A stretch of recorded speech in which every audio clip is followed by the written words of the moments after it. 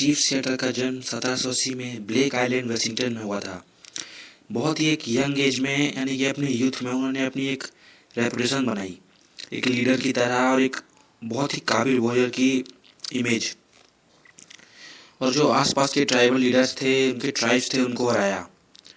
और आगे जाके बाद में फ्यूचर में वो नेटिव अमेरिकन चीफ बने, उस ट्राइब के जिन्हें अमेरिका में उस वक्त रेड इंडियंस के नाम से जाना जाता था। और इस ट्राइब को सुक्वामिश ट्राइब भी कहते हैं, और वो लीडर बने इस ट्राइब के। पर अब जो अमेरिकन गवर्नमेंट है, उन्होंने चीफ सिएटल की ट्राइब यानी रेड इंडियंस को एक लैंड ट्रीटी प्रपोज की, यानी एक एग्रीमेंट, जिसमें उन्होंने उनकी ज़मीन खरीदने को कहा और उन्हें रहने के लिए जगह भी देंगे, ऐसा वादा किया। चीफ सिएटल की ये जो स्पीच है, अब वो है एक रेस्पॉन्स, एक रिएक्शन चीफ सिएटल का इस ट्रीटी के बारे में। तो क्या है इस स्पीच में, let us know. Chief Seattle की जो स्पीच है, उन्होंने 1854 में दी थी।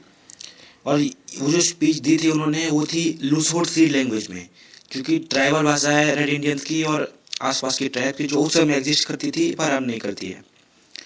और इस स्पीच में, और स्पीच को इंग्लिश में ट्रांसलेट किया है डॉक्टर हेनरी ए स्मिथ ने। और इसीलिए स्पीच के most of the original parts या तो ट्रांसलेशन की वजह से बदल गए हैं या फिर लॉस्ट हो गए हैं, पूरी तरह से खो गए हैं। क्योंकि कोई भी राइटिंग टेक्स्ट हो या कोई भी राइटिंग आर्टिकल हो, अगर जब एक लैंग्वेज से दूसरे लैंग्वेज में फुल्ली ट्रांसलेट नहीं किया जा सकता है, तो इसीलिए स्पीच के मोस्ट ओरिजिनल पार्ट्स लॉस्ट हो चुके हैं। चीफ सिएटल आसमान की ओर पॉइंट करके कहते हैं कि यही वो आसमान है जो सदियों से हमारे लिए सिंपैथेटिक रहा है और कभी भी नहीं बदला, पर शायद कल को ये बदल सकता है। आज भले आसमान साफ हो, पर कल को इसमें काले बादल छा सकते हैं। चीफ सिएटल यहाँ पे ये कहना चाह रहे हैं कि स्काई, नेचर, आसमान, जो हमेशा रेड इंडियंस ट्राइब के लिए दयावान रहा है, सिंपैथेटिक रहा है, वो वाइट अमेरिकन की रैपिड डेवलपमेंट की वजह से इफेक्ट हो रहा है, बदल रहा है। सिएटल फिर कहते हैं कि उनके शब्द उन स्टार्स की तरह हैं जो कभी भी नहीं बदलते। जो भी वो अभी बोलेंगे, वाशिंगटन में बैठे ग्रेट चीफ उन बातों पे उतना ही विश्वास कर सकते हैं जितना सूरज और मौसमों के आने पे होता है। सिएटल ऐसा कह के ये बताना चाह रहे हैं कि वाइट पीपल और उनकी इस ट्रीटी को लेकर जो उनकी सोच है, उनकी थिंकिंग है और जो उनका स्टैंस है, वो कभी बदलेगा नहीं। वाइट चीफ यानी आइजैक स्टीवंस, जिन्होंने इस ट्रीटी को प्रपोज किया था, कहते हैं कि ग्रेट चीफ ने हमें खुशियों और दोस्ती का अभिवादन भेजा है। ये हमारे लिए बड़ी मेहरबानी की बात है, क्योंकि हम जानते हैं कि उन्हें बदले में हमारी दोस्ती की उतनी ज़रूरत नहीं जितनी कि हमें है।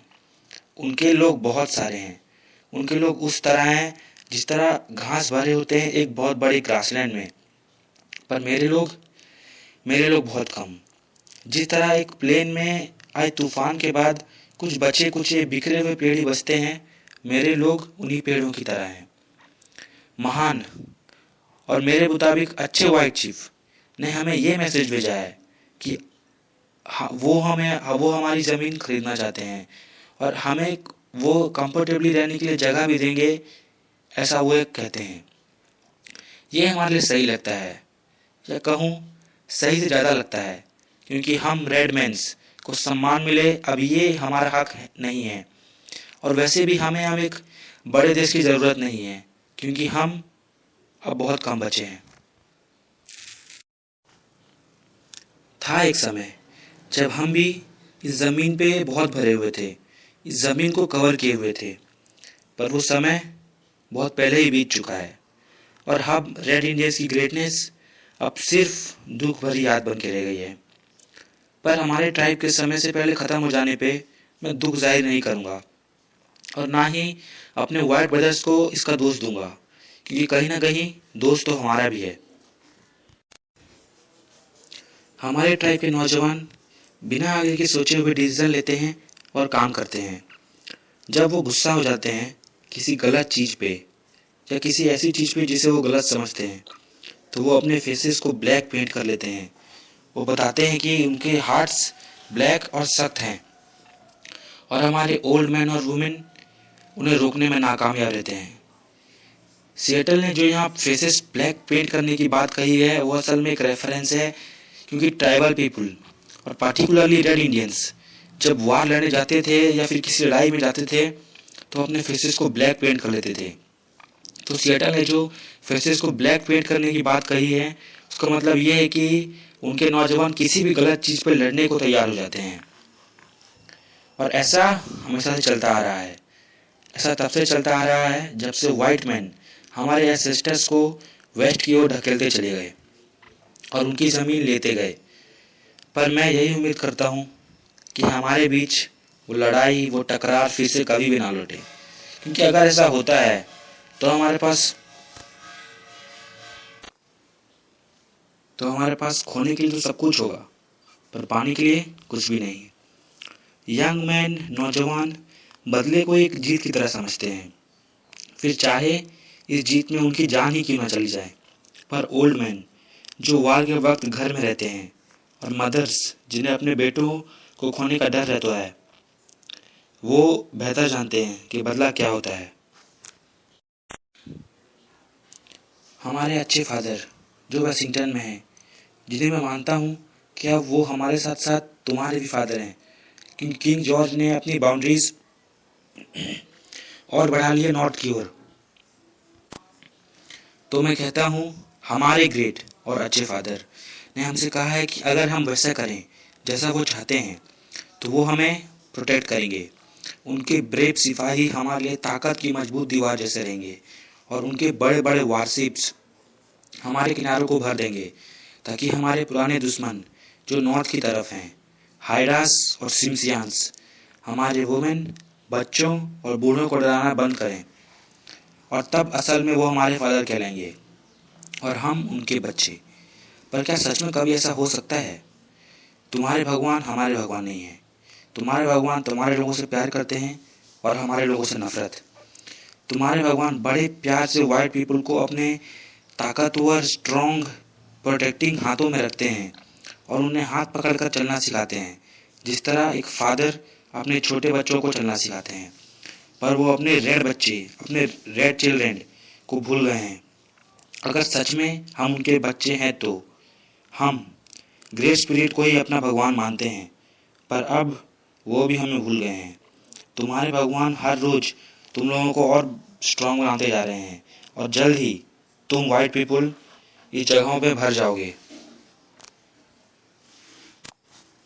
सिएटल इस पैराग्राफ में सैड हैं कि उनके ट्राइब के लोग बहुत तेज़ी से ख़त्म होते जा रहे हैं।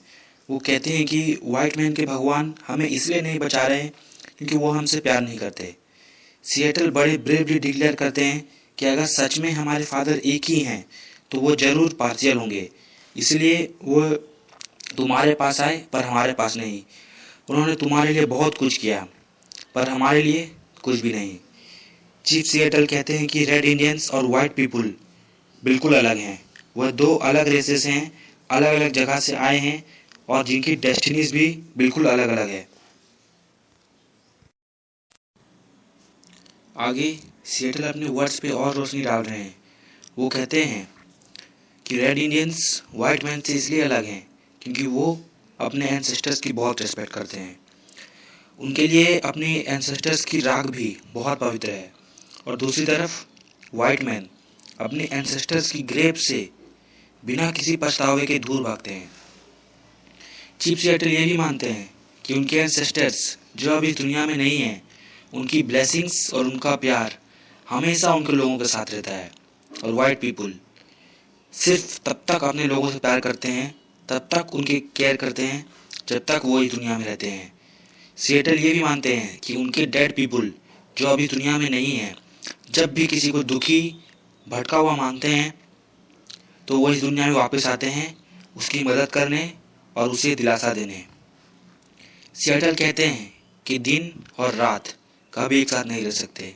जिस तरह सुबह होते ही सुबह होने से पहले छाई धुंध हट जाती है, उसी तरह जहाँ वाइट मैन आए वहाँ से मेरे लोग हटते चले गए।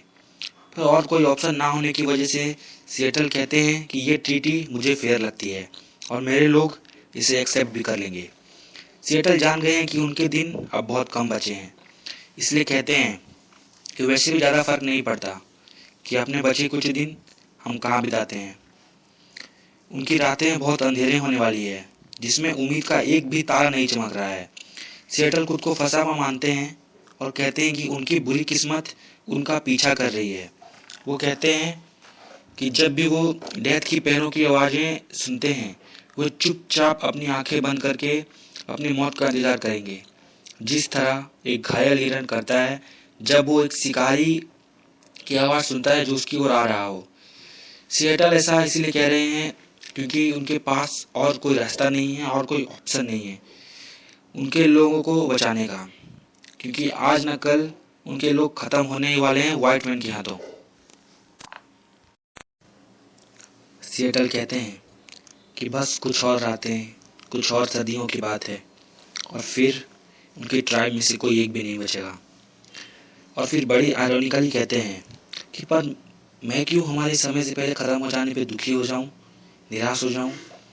एक ट्राइब जाती है तो दूसरी आती है, एक देश जाता है तो दूसरा आता है, बिल्कुल एक समुद्र की लहरों की तरह, क्योंकि यही तो नेचर का ऑर्डर है और इसमें पछताना बेकार। सिएटल कहते हैं कि एक दिन सबको ख़त्म होना है, तुम वाइट पीपल को भी। भले ही तुम्हारे ख़त्म होने का समय अभी बहुत दूर हो, पर वो आएगा ज़रूर, क्योंकि कोई भी अपनी डेस्टिनी से बच नहीं सकता है और हम सबकी डेस्टिनी एक है और वो है ख़त्म होना, यानी मौत। हम तुम्हारी टिटी के बारे में सोचेंगे और डिसाइड करके तुम्हें बताएंगे। पर सिएटल कहते हैं कि अगर इस टिटी को एक्सेप्ट करते हैं तो उनकी एक शर्त है, और वो शर्त यह है कि उन्हें अपने एंसेस्टर्स की टॉम्स में जाने पे कोई रोक टोक नहीं लगाई जाएगी। वो अपनी ज़मीन धरती से प्यार जाहिर करते हुए कहते हैं कि हमारे लिए इस मिट्टी का हर टुकड़ा पवित्र है, हर घाटी, हर प्लेन अपने अंदर कोई ना कोई हैप्पी या सैड इवेंट रखा है। और कहते हैं कि यहाँ की मिट्टी जिसमें तुम अभी खड़े हुए हो हमें ज़्यादा प्यार करती है और हमें ज़्यादा प्यार से रेस्पॉन्ड करती है, क्योंकि इसकी मिट्टी हमारे पूर्वजों के खून से भरी, और इसलिए हम अपने पैरों पे कभी कुछ नहीं पहनते ताकि हम इस पवित्र मिट्टी की सिंपैथेटिक टच को फील कर सकें। जब तक यहाँ इस धरती में आखिरी रेडमैन ख़त्म हो गया होगा और हमारी रेड इंडियंस ट्राइब सिर्फ एक माइथ, एक मेमोरी बन के रह गई होगी और तुम्हें लगेगा कि हम ख़त्म हो चुके हैं, तब हमारे इनविजिबल डेड वापस आएंगे। और जब तुम्हारे पोते सोचेंगे कि वो इस फील्ड पे, इस दुकान पे, इस किसी रोड पे अकेले हैं, तब वो अकेले नहीं होंगे, हम उनके साथ होंगे, क्योंकि इस पूरी दुनिया में ऐसी कोई जगह नहीं है जो सॉलिट्यूड को डेडिकेटेड है, जहाँ कोई अकेला रह सके। रातों में तुम्हारे सिटीज़ की सड़कों पे, गाँवों में जब शांति होगी और तुम्हें लगेगा कि यहाँ कोई नहीं है, तब हम वहाँ होंगे। तुम वाइट मैन कभी भी अकेले नहीं होगे, क्योंकि हम अपनी धरती से बहुत प्यार करते हैं। मैं उम्मीद करता हूँ कि ग्रेट चीफ हमारे लोगों को अच्छे से ट्रीट करेंगे, क्योंकि डेड पावरलेस नहीं होते। डेड, क्या मैंने डेड कहा? डेथ जैसी कोई चीज़ तो होती ही नहीं, सिर्फ दुनिया का बदलना होता है।